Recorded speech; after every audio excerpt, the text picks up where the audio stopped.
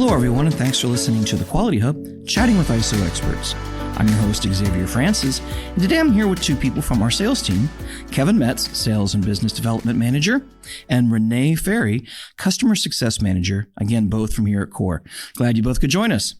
Thank you, X, for inviting us. Yeah, thanks for having us. So glad to have you both with us. Now, this week's podcast is entitled ISO Edge, Elevating Your Small Business. We're going to be talking towards small businesses and even 1-2-man machine shops and why ISO may make sense for you. But before we dig into that, let's first learn a little bit about our guest, Kevin and Renee. Let's start with Renee. So as X mentioned, I am the Customer Success Manager at Core Business Solutions, and I will be here 8 years in a couple of months. And I get to work with all of our existing customers on any additional standards or services that they want to pursue. I also assist them in getting started with whatever original program they start with that our phenomenal new sales team has sold them as well. Awesome. Thanks for being here. And Kevin, what about you? I know you're a fellow huge Eagles fan, as I am. Go Birds. As they say, go Birds. Go Birds. Yep. Super Bowl champions again. Let's go, baby. But yeah, no, I'm Kevin Metz. I'm our Sales and Business Development Manager here at Core Business Solutions. I have been with Core now for about 8 years. In that time, I have really spent a lot of time working with our small businesses, really becoming an expert in helping them, guide them on the path of which ISOs make sense for them and really guiding them to make decisions that's best for their business. As Scott Dawson, the president of Core Business Solutions, likes to say, we are the first consultants that speak to our customers. That's right. Very true. Right. Very good. Well, it's great for both of you to be here, and we're going to be talking sort of from a sales perspective of what best fits some of the customers that we deal with and why they may choose to get into ISO. So the first question will be for Renee. And the question is, why are ISO standards such as 9001 often viewed as a key advantage for businesses? ISO 9001 is a global quality standard that's actually recognized worldwide. It establishes best practices, it creates efficiencies, it increases customer satisfaction, and focuses a lot on continual improvement. Absolutely. And the thing that I want to say that Kevin's team always emphasizes is this is achievable for any business, no matter the size. So that's the first thing I kind of want to emphasize. But the standard itself focuses on all of those things. So it's a win-win. Absolutely. You're improving your business operations along at the same time with increasing your customer satisfaction now that they know that you'll be certified to ISO 9001. And we help you every step of the way to get through the process. I know that before, I believe we were on with Joe, and he was talking about auditing, and we actually have a customer who's one person, which he said can make it a little difficult for internal audits, but he actually writes it in like 2 or 3 people's voices when he's doing some of his documentation. So it really is the case that any size business can be certified. Any other reasons? Yeah, absolutely. So I will tell you that our customers often fall into 2 categories. So the first is that they either have a customer that is forcing them to become certified. That's when they call Kevin and his team in a panic, or they are bidding on government contracts. And a lot of government contracts require ISO 9001 certification. Or other standards that are ISO That's right. standards. That's right. And so the beauty of not being under pressure of having to get it done within a certain period of time is a great benefit. And by that, I mean you get to take your time to really understand how you and your consultant will be building your QMS and to really have a good handle on what you need to do internally to implement that. Okay. So it's a great marketing tool, as I kind of alluded to a little bit earlier, because it is so recognized out in the marketplace. Then once you're certified, you can bid on any government contracts that require ISO 9001 certification. So it really gives you the opportunity to expand your business. Absolutely. And it also does things like you're going to manage risk through your QMS. You're going to improve your quality. And like I referred to earlier, you're going to increase your customer satisfaction. That's right. So I don't see any downsides to any of those things. Absolutely no downsides. And I think something that a lot of people might not realize if they're not certified is sometimes it's a prerequisite in regards to some people just look you over if you don't have ISO 9001. Correct. So you don't That's even correct. know those customers you're not getting That's right. in some cases. That's right. Now, Kevin, How do ISO standards support businesses in achieving consistent quality and performance, which Renee touched on a little bit? And why do small businesses need it? Yeah, and you're going to notice a similar theme in this response as well. But the first thing that ISO standards in general do to support small businesses is process development. And that's really emphasized to build a strong foundation of what your company is trying to do. Absolutely. It's how you do it and what you do. So from there, it helps you to develop that foundation, and then you'll start creating a management system around that. The management system is going to help you to manage those processes and procedures, and it's really going to help structure the organization around what you do and how you do it. Right. So you'll see it's a slow progression, and you create that repeatability of having those processes, managing them through the management system. And then you have ongoing attention to quality because you're going to have things like internal audits and management reviews, times where you're consistently looking at yourself and saying, how are we performing to those areas, whether it be quality, environmental, health and safety, information security. It's taking all of that into account so that way you can constantly focus on that. Absolutely. And then from there, why do small businesses need it? Well, one is it creates accountability. You're going to have certification audits. You're going to have surveillance audits. So it's good to have that because it's going to have the customer requirements met. Your customer usually is the first area where you see this come up. Right. And that's where you're going to see that requirement, and it's going to really meet that requirement for them. It's going to help you to continue on. The other aspect of it is it's proof of an internationally recognizable standard. ISO is the most recognized standard in the world, no matter which one you're talking about. At the end of the day, it's a proven management system.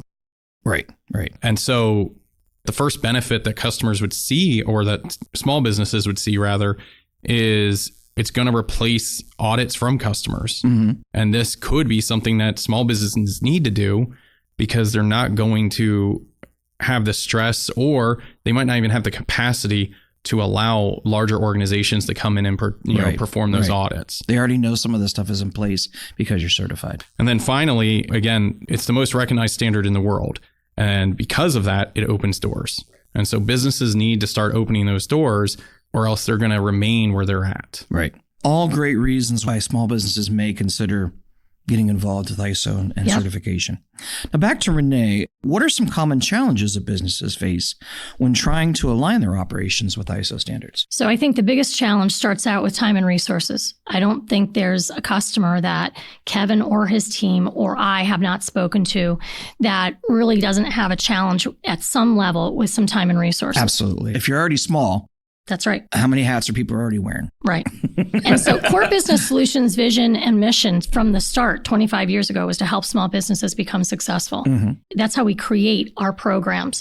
The program will have the majority of the heavy lift on the consultant to create the documents and materials that are necessary in order to achieve certification. What the program does is it has your consultant and you work collaboratively, though, on taking that standard program and customizing it so it reflects exactly how you operate in your structure and format. Right. Which is very helpful. We keep it very simple. Core Business Solutions has become pretty much an expert on creating a system that is very simple and very efficient, and it's easy to maintain. Right. So we cut down on a lot of those concerns with time and resources, and we work with some very small organizations. Kevin will tell you we have some sole proprietors. We have a lot of mom and pop shops. Yep. And we have successfully helped all of those people become certified. Yep. Some of the other challenges that some of our customers encounter are there are some changes that you're going to need to make in your business operations. We try to make those minimal, and we try to kind of minimize the disruption, but there will be some of those things. And I think when you start to think about that at the beginning, like, oh, wow, I have to change my business operations, that seems very overwhelming and that seems extremely stressful. There are things that you are going to do so that you're creating those efficiencies and achieving a lot of things that Kevin just went over. Yep. But our consultant really kind of guides you through all of that and assists you in that transition, not only to just make the transition, but to communicate it to your employees as well. Yep, absolutely. Well, we certainly do have some ways to make it easier for our customers, whether it be the training, software, or just our consultants that really care about our customers. Now, Kevin, why do companies roll down ISO certification requirements to their subs? What's the purpose of that?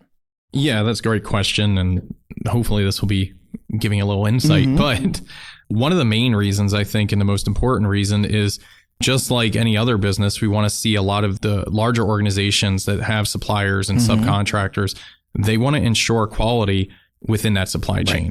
Because at the end of the day, that ensures that they're protecting their customers. The large organization is protecting their customers.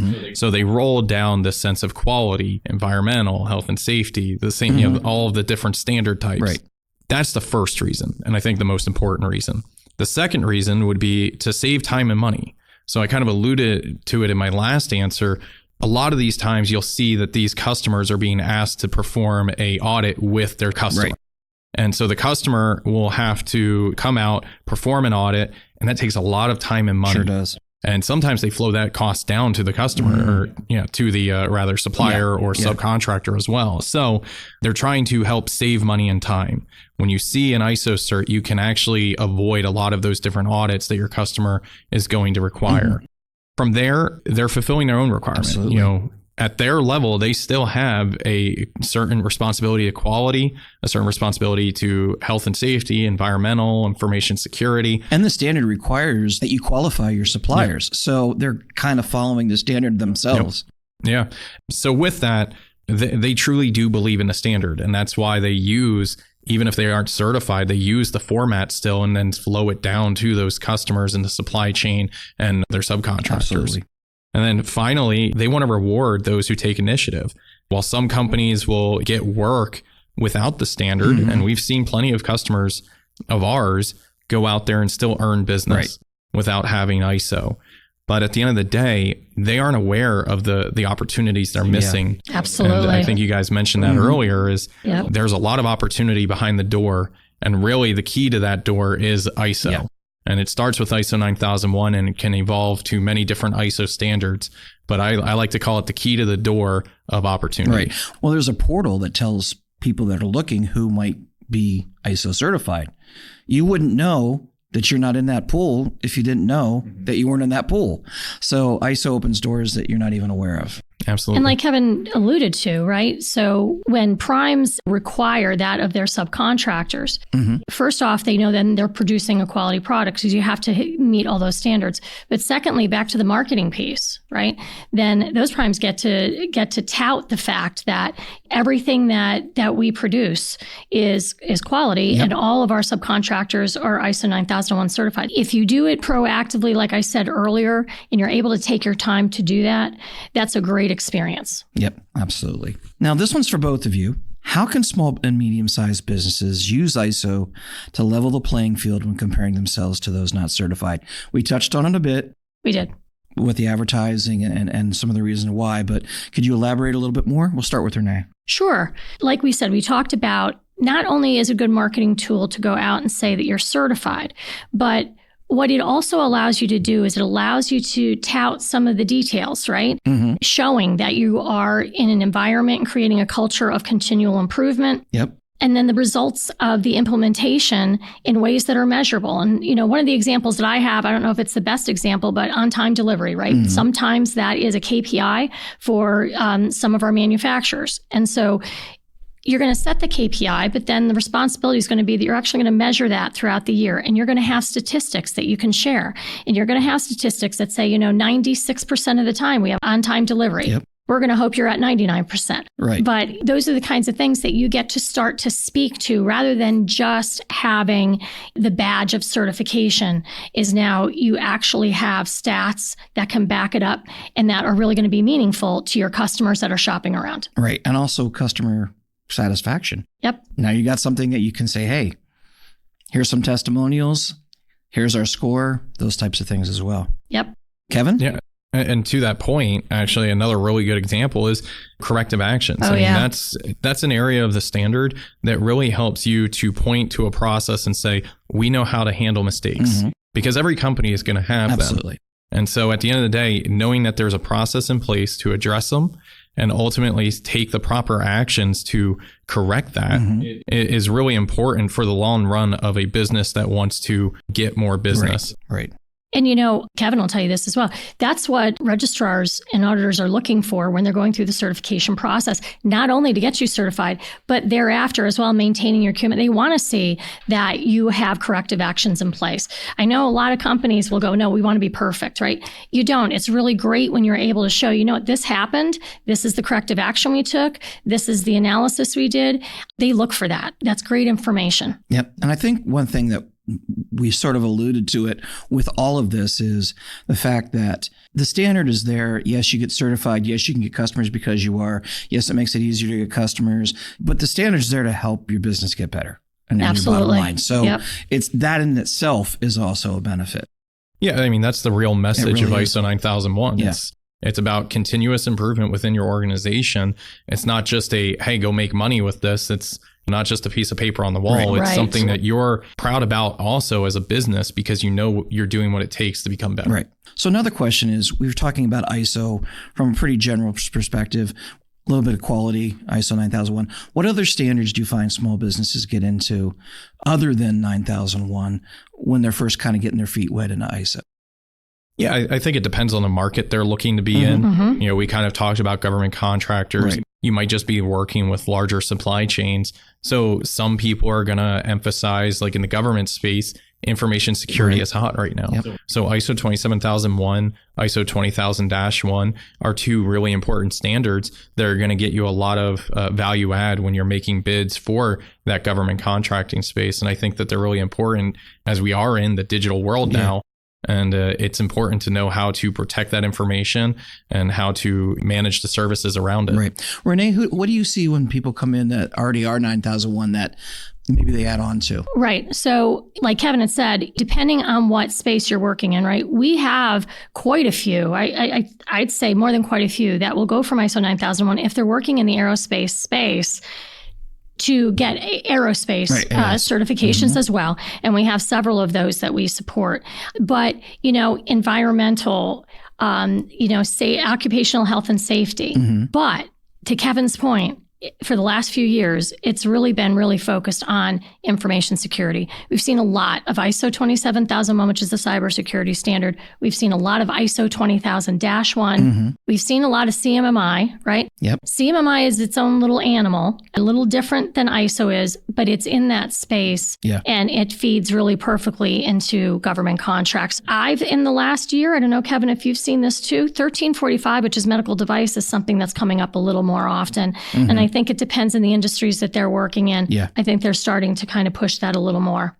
Yeah, I'd agree with that. And I kind of want to go back to the 45001, health and safety, because we've seen a trend that is growing within Fortune 500, Fortune 1000 companies where they're getting 45001 certified.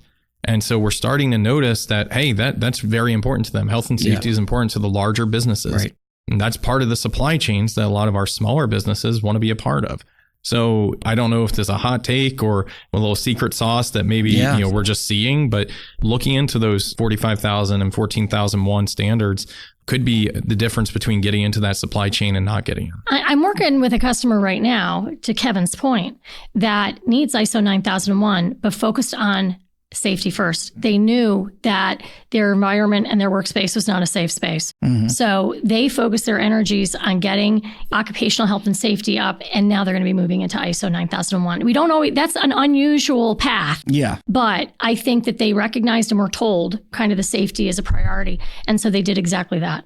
I think, and again, this isn't anything that I can point to specifically, but one of the things is we do know that the world right now has a shortage of skilled workers. Mm-hmm. And with that, how do you make sure that you don't lose them? Yeah. Well, one, you do right by them, but two, you focus on their health and safety. You can't replace them if they're not protected. Well, I think also that employees are becoming more discerning on who they work for.